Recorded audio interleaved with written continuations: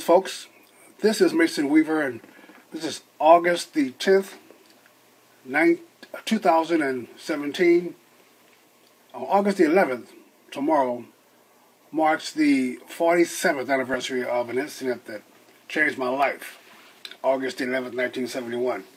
It's going to be a very short video because I'm going to introduce the attached video, which was done by Dr. D. James Kennedy of my life for his Coleridge Hour TV program, and right before he died. The power of forgiveness. I want to talk about the power you have in forgiving your enemies. God said it, Jesus repeated it, and taught on it. The only power you have if someone does you wrong is forgiveness. A white racist tried to kill me. A white racist looked me right in the eye and dropped 2,800 pounds of steel on me. I was in the Navy. I was healthy. I was, strong. I was athletic. I was had a career path, and I trusted my enemy to help control 2,800 pounds. And my enemy took that opportunity to try to kill me. I worked as a ship fitter, pipe fitter, welder, and on USS Samuel Gompers, and had a great career ahead of me. And this guy tried to take my life in the ship fitter shop back in 1971. I hated all white people. I had racial hatred to anything about America. I was tired of America. I had a situation where I could not function as an adult because I was too angry and frustrated. And so I want to tell you guys about this power. When I injured, I got the military. I became a disabled veteran, and I hated everyone. And God had to do a heart transplant, a spiritual heart transplant over me. Black folks, you're angry at what white people have done. You're angry over your lifestyle that you have engaged in. You're angry at yourself, and you're angry at everyone else, including America. I don't want to discuss the merits of whether it's true or not, whether white folks owe you something, whether slavery should be paid for. I don't want to discuss that. I want to discuss the power you have over yourself to forgive. If you forgive your enemy, real or imagined, God will forgive you and heal you. Your enemy cannot pay you back enough for what he owes you. He killed your uncle. He killed your ancestors. What did he got to do, kill himself? It's not realistic. But if you forgive, the power of God will also heal you. And I've experienced a real personal healing. And I'm here to tell you, it is real and it is permanent. So watch this little video. It's coming up 10 minutes long. I apologize for the length.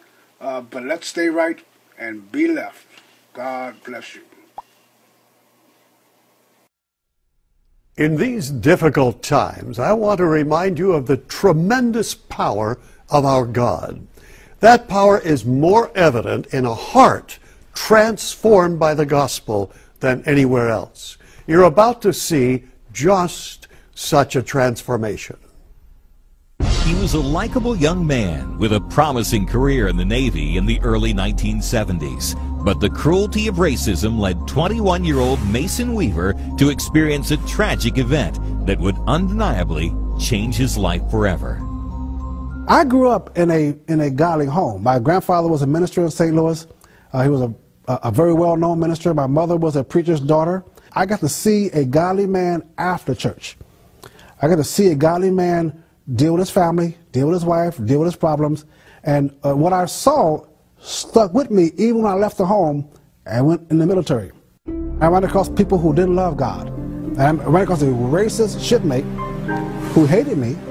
And I knew what hatred was, but I didn't know he hated me. I thought he was just a competitor, not an enemy. He was a white racist on the ship, and I was a black racist on the ship. And every day we have debates. We have a debate about black, white America. And I was getting the best of him. To me, it was just playtime. I didn't take him seriously. One day, I had to fly to San Francisco, and I was ordered to give this man my work crew, all black crew, black militants. He was a white racist to take off my work crew. They would kill him. And the ship knew that. So I decided to lay out the work ahead of time and give everybody assignments so that he could just come in and supervise. He didn't want to help me. I was his superior by 2 months. So I ordered him. The room is empty, just me and two other supervisors, him, another black guy. I needed help bringing the steel plate out to lay out the work to everybody. So I ordered him to help control that steel. I put my enemy in charge of 2,800 pounds, and he took the opportunity to push it over on me. And I saw him put his shoulder to it. I saw him push it. I turned to run as he did it. And as I ran, it hit me on my left hip, crushed my hip, my ribs, and I screamed. And opened my eyes up. As I was screaming, I saw the look of pure hatred in his eyes. I looked right in his eyes, and I saw that the look, the hatred. I've been to Vietnam, but I've never seen a man look at another man that way before. That look he had in his eyes stayed with me for years, that look of utter contempt. And I was rescued by 8 white guys. Didn't matter. I now hated all white people. I hated everything white. I didn't want a white dog. When I got hurt, I went to Balboa Hospital in San Diego. They told my mother that to get to the hospital from St. Louis because I wasn't going to make it. His spleen was torn. There was a fracture to his pelvis. There's a possible fracture or swelling of the spine. There was something wrong with his leg. I was the healthiest man in my high school. And now all of a sudden, I couldn't even swallow. I couldn't breathe on my own. I couldn't speak on my own. I couldn't do anything. My whole body stopped functioning. My vocal cords, the vibrations, hurt my back. When I went to X-ray over the elevator, the little slit in the elevator door, the floor, going over that little slit, hurt my back. Whenever they moved me in the hospital, I had to grab myself for the pain. After a long and painful treatment, Mason was finally released from the hospital. However, the Navy classified his injuries as permanent and discharged him from the service. At the time, Mason only had one goal in mind: to confront his shipmate who had severely and intentionally injured him. I had promised myself, if I ever laid eyes on him again, I don't care if he was a fellow police department, I don't care if he was on stage giving a speech, if I ever laid eyes on him again, I will put my hands around his throat and I will squeeze that look off his face of anger. I would kill him. I would take his life. For months, Mason unsuccessfully tried to find his white shipmate. Meanwhile, he was confronted with the physical obstacles he would have to live with and the realities of an uncertain future. I found in my life uneducated.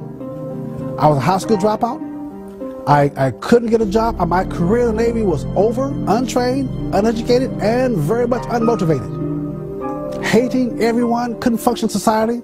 In the middle of his struggle, Mason had the opportunity to enroll in a prominent school in Northern California.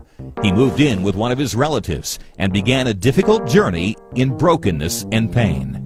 I went to Berkeley, and every day I was in pain. Every day I had to decide whether I was going to go to Berkeley in pain medication and be drugged and couldn't stay in class, or go to class without pain and be uncomfortable all day.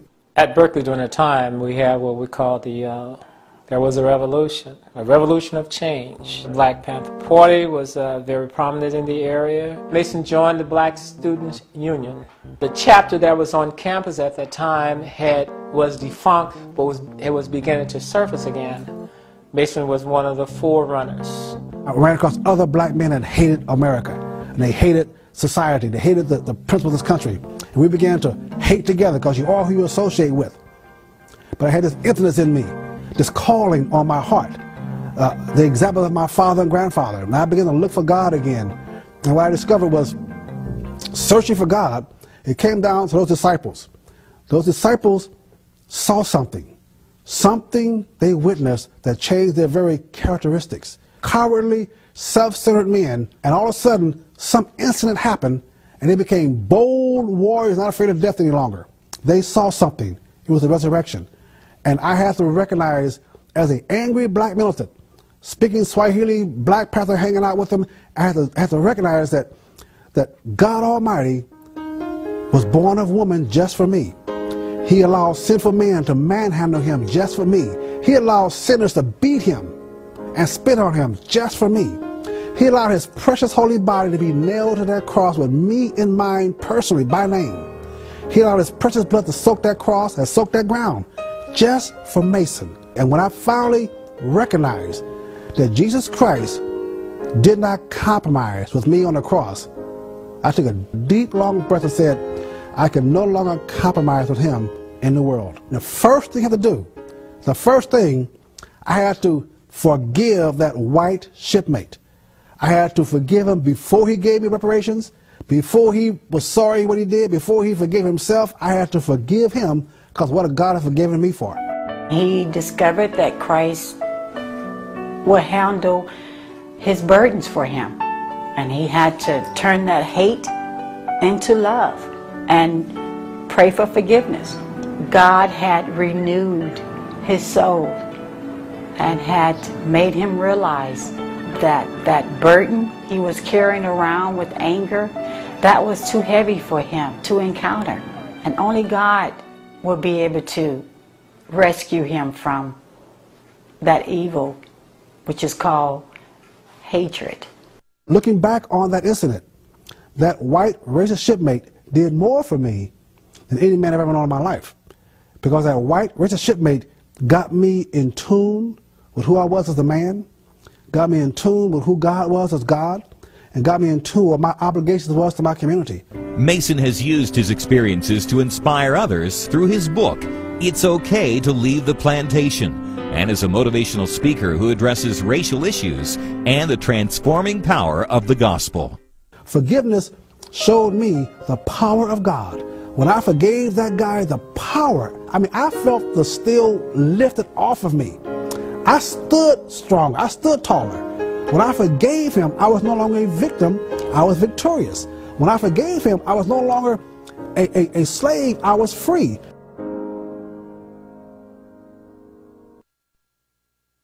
The Coral Ridge Presbyterian Church holds worship services throughout the week. Dr. Kennedy and the members warmly invite you to join them for worship whenever you're in the Fort Lauderdale area.